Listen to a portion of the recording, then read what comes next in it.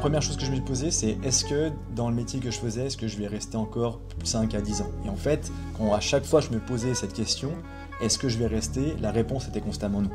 En fait, je m'étais engagé dans une voie, puis souvent, voilà, par la contrainte, vous avez fait des études, etc., ou que vous n'en avez d'ailleurs pas fait, mais simplement dans mon cas personnel, c'était je l'ai fait, donc il ne faut pas que ça serve à rien. Mais derrière, quand je me pose la question, est-ce que je serai heureux, est-ce que je serai satisfait réellement dans les 5 à 10 prochaines années en restant dans ce métier-là, peu importe les perspectives un peu professionnelles, la réponse c'était non.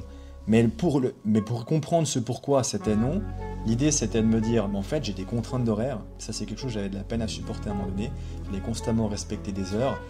Deuxièmement, j'ai réalisé avec l'expérience, en discutant aussi avec des collègues, finalement que on était un peu des numéros, c'est-à-dire qu'en soi, vous travaillez pour une boîte, peu importe, vous travaillez pour l'État, mais au final, derrière, vous serez rapidement remplacé.